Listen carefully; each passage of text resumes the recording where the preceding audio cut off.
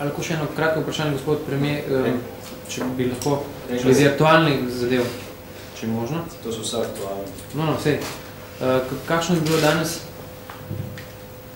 bilo danes vzdušje na vladi, kako izgledajo ministri, začeli se bodo, se pravi, te predvolilne zadeve, je bilo vzdušje v redu, so vsi pripravljeni na še en mandat?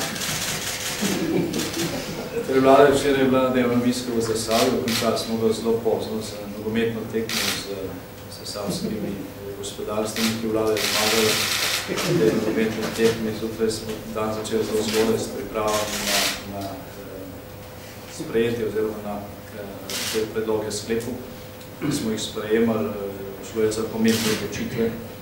Vlada je danes, to se morda prej pozabil povedati, zagotovila za proračunsko rezervo 20 milijonov evrov, iz katerih bodo nakazane tudi ta sredstva, o katerih sem prej govoril, in zagotovila še neko minimalno rezervo za nadaljne ukrepe, ki pa bodo sprejeti potem, ko bo škoda ocenjena in komisijam, ki škodo ocenjuje, smo naložili, da postopke pospešijo in pričakujemo zaključek tega postopka nekje 10.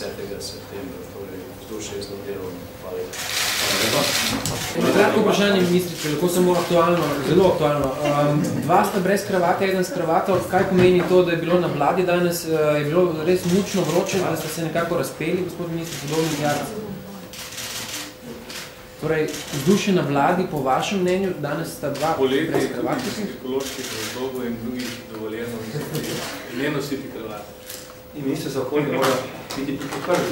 Jaz sem nekaj kolegov spet za njih. Hvala za vprašanje. Hvala lepa. Mislim, da sem odgovoril na gospod minister, vsa vprašanje kolega Sarkiću, dovolite. Mislim, da sem odgovoril na vsa vprašanja, da se ministrov zahvaljujem. Predlagam, da gremo še naprej. Gospod Haninak, bi imel še eno vprašanje?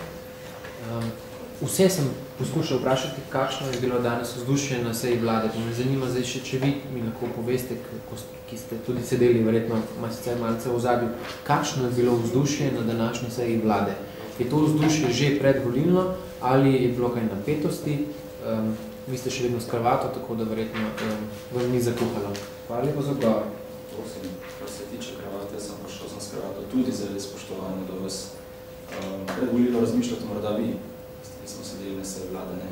Slušaj, je bilo zanimivo, prijetno, predvsem pa delo. Hvala.